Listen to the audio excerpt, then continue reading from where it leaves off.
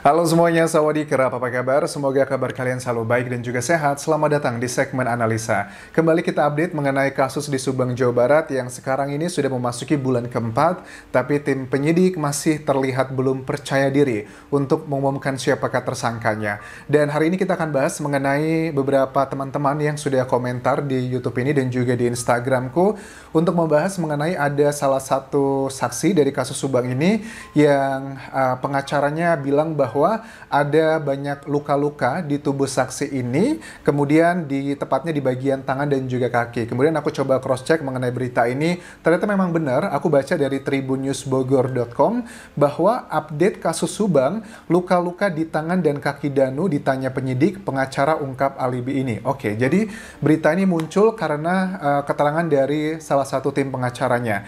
Dari tribunnewsbogor.com. Jadi ini adalah Ahmad Taufan, kuasa hukumnya dari Danu, menerangkan dalam pemeriksaan pertama polisi kembali menanyakan soal puntung rokok, itu ditanyakan kembali.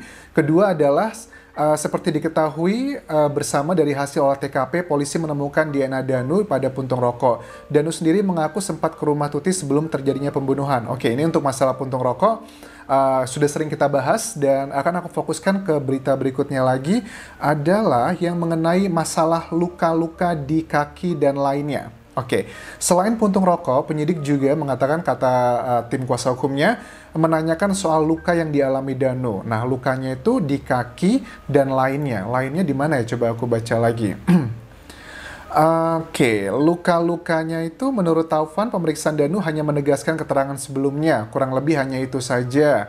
Terus luka di kaki hingga tangan, luka itu banyak ya, lama di kaki dan juga tangan. Menurutnya luka itu diakibatkan kulit Danu yang sensitif. Danu agak sensitif, kalau garuk-garuk sedikit bisa luka, banyak bekas luka di situ. Oke, jadi kita akan bahas mengenai luka-luka di sini ya. Di pemeriksaan sebelumnya juga kan Danu sudah dilakukan tes kesehatan ya. Bukan tes kebohongan, hanya tes kesehatan jiwanya gitu, jiwanya Danu gitu. Ini adalah yang sudah dikatakan dari tim kuasa hukumnya Danu sendiri. Kalau kita ngomongin masalah luka-luka gini, ini teman-teman banyak yang menghubung-hubungkan nih. Apakah ini jangan-jangan kan ada yang bilang nih dugaan bahwa di Amel ditemukan jejak dari salah satu pelaku gitu, padahal dari otopsi kedua pun Bu Hastri ya, Dokter Hastri belum mengatakan hal itu gitu.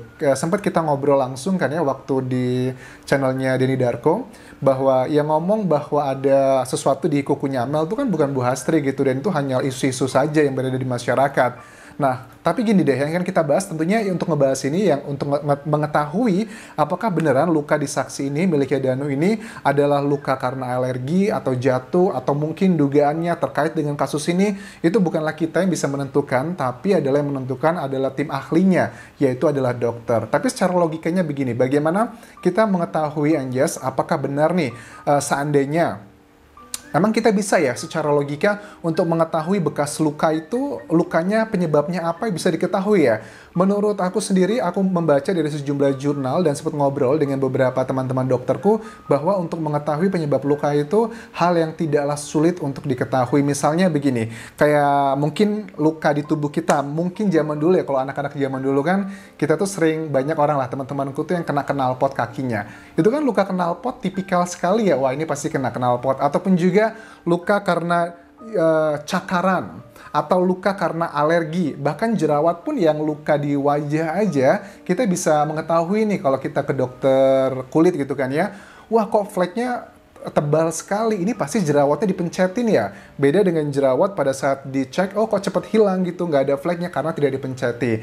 Nah, untuk mengetahui apakah luka tersebut tipikalnya seperti apa, apakah beneran itu karena alergi atau tercakar atau jatuh atau hal-hal lainnya, itu memang yang bisa menentukan adalah dari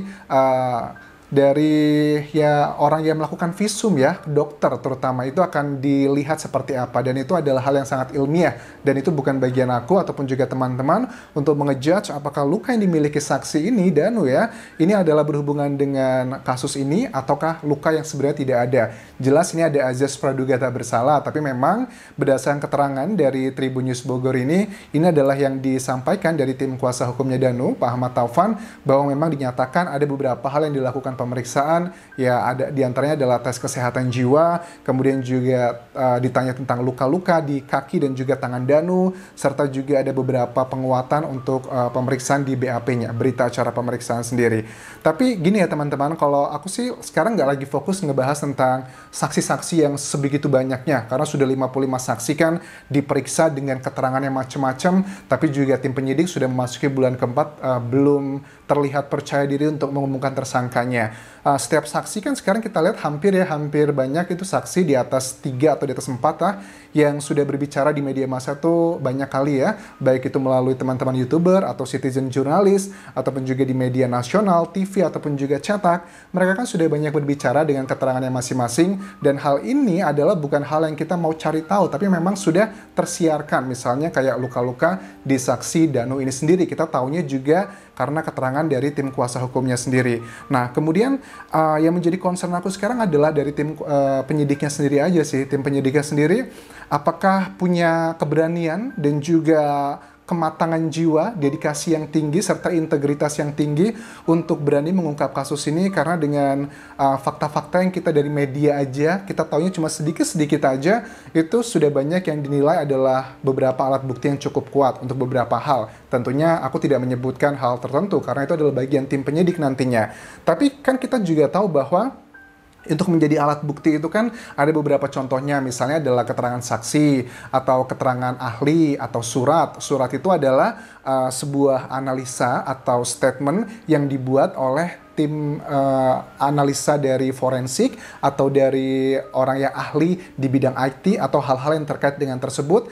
Tim penyidik harus, kalau ingin mendapatkan surat tersebut yang akan dijadikan alat bukti, mereka harus meminta dulu nih, seandainya begini, tim penyidik Polda Jawa Barat itu kan ingin segera mengumumkan tersangka, dibutuhkan 2 alat bukti minimal kan ya. Ya, salah satunya mungkin surat gitu, nggak bisa didapatkan dari saksi atau CCTV misalnya, karena memang kasus ini kan relatif kalau aku lihat cukup bersih ya, walaupun tetaplah namanya juga pembunuhan, pasti buru-buru, masih ada yang tertinggal jejak-jejaknya di situ. Tapi kalau ingin mendapatkan surat yang misalnya kayak kemarin sudah dilakukan otopsi pertama dan kedua. Otopsi pertama dan kedua, tim penyidik harus meminta surat nih dari dokter-dokter yang menangani di pertama dan kedua. Nah, surat ini nanti yang akan dijadikan alat bukti, itu baru satu. Atau ada lagi temuan-temuan dari jejak tubuh yang ada di lokasi kejadian, itu juga nanti bisa dijadikan salah satu alat bukti juga. Ya, bisa dengan keterangan ahli atau surat lagi, hal seperti itu. Tapi yang pasti adalah yang mau aku sampaikan dan juga ingatkan, alat bukti ini kan tidak melulu harus berupa keterangan saksi ataupun juga CCTV atau rekaman handphone yang melihat bahwa pelaku itu sedang melakukan eksekusinya. Tapi bisa dibantu dengan pengetahuan ilmiah yang memang ini adalah sudah menjadi hal yang wajar ya dilakukan di berbagai pemeriksaan kasus pembunuhan. Kan kita juga tahu ada sejumlah saksi kan juga sudah dilakukan beberapa tes, misalnya tes kebohongan itu sudah dilakukan untuk beberapa orang. Terus juga Danu juga dilakukan tes untuk kesehatan dan mungkin ada yang lainnya lagi. Ini yang baru berbicara di media massa, tapi aku yakin nih ada 55 saksi yang sudah diperiksa, tidak semua saksi juga bercerita apa saja yang telah dialami atau dilakukan pemeriksaannya. Sekarang kuncinya adalah berada di tangan tim penyidik. Apakah tim penyidik akan siap nih untuk mengumumkan siapakah tersangkanya? Karena kan di netizen sekarang kalau aku baca komentar-komentar itu ada dugaan bahwa sepertinya tim penyidik agak sedikit miskoordinasi antara Polres Subang dengan juga Polda Jawa Barat. Ada yang berkata bahwa kayaknya ada banyak nih data-data yang dihimpun dari Polres Subang pada saat dialihkan ke Polda Jawa Barat sejak beberapa minggu lalu, itu banyak yang tidak linear, mungkin saja berkas-berkasnya, hal-hal teknis seperti itu tidak disampaikan secara utuh, ada beberapa informasi yang hilang, miskomunikasi di lapangan, apakah itu karena memang faktor manusiawi, ataukah karena mungkin ada orang yang menduga bahwa kayaknya Anjas, kalau seandainya kasus Subang ini terungkap, ini bakal mengungkap banyak orang-orang besar di Bandung atau di Jawa Barat. I don't know. Itu kan masih dugaan, dan dugaan ini juga bukan hal yang omong kosong ya, karena tempat kejadian kan juga merupakan kantor yayasan dari kedua korban. Kemudian juga ada dugaan-dugaan bahwa masa sih kalau kasus ini segitu simpelnya, masa penyidik nggak bisa langsung mengumumkan, pasti ada hal-hal yang besar, mungkin orang-orang besar di situ yang berhubungan dengan kasus-kasus lainnya. Kalau kasus ini terungkap, nanti akan menyeret kasus yang lainnya. Ini adalah bagian integritas dari tim penyidik yang sedang diuji. Tapi kalau untuk ya kemampuan, menurut aku sih, aku tuh percaya banget ya sama kepolisian Indonesia tuh, mereka punya kemampuan luar biasa. Kita tuh angkatannya tuh jangan dianggap remeh loh. Angkatan kita itu dibandingkan dengan Thailand juga, kita bahkan beberapa kali pun juga kita mendapatkan penghargaan ya, polisi ataupun juga tentara atau militer lainnya, mereka sering mendapatkan penghargaan tingkat internasional, yang itu menunjukkan bahwa memang kemampuannya sudah tidak usah lagi diragukan. Tapi bukan tentang kemampuan saja, tapi juga tentang integritas. Ini kita sudah mengawal kasus ini, sudah memasuki bulan keempat nih. Apakah tim penyidik, apakah mau gitu mengorbankan nama baik kepolisian? Mungkin kalau seandainya dugaan sebagian masyarakat yang bilang kayaknya ada ketakutan Anjas kalau terbongkar nanti banyak kasus lain juga akan terbongkar. We never know about that. Kita harus melihat seperti apa kelanjutannya. Dan kita juga sudah mengetahui kasus ini kan sudah dibantu sama Mabes Polri kan ya, otopsi 2 kali, ada banyak tim ahli juga diterjunkan di sini yang tidak melulu hanya mengandalkan keterangan saksi, karena dengan 55 saksi yang sudah bicara tapi tidak memberikan petunjuk, menurut aku ada kemungkinan bahwa saksi-saksi juga tidak bisa validitinya nggak 100% begitu. Nah, makanya ilmu pengetahuan dan juga kematangan dari analisa dari tim penyidik itu sangat dipertaruhkan, diperlihatkan, di-assess di kasus ini. Tapi kita lihat nanti perkembangannya seperti apa. Aku masih optimis bahwa tim penyidik akan segera mengumumkan di tahun ini,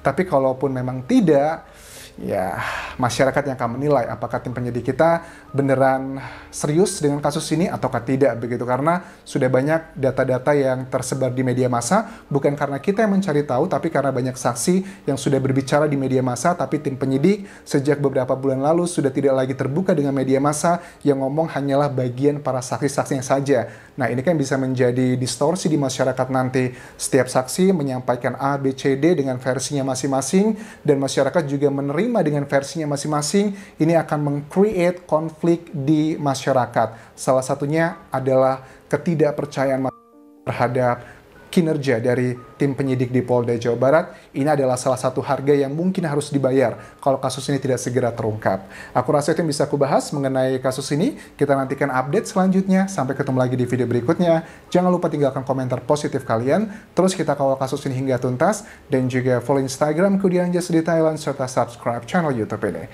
Walaupun kerap semuanya. Bye-bye.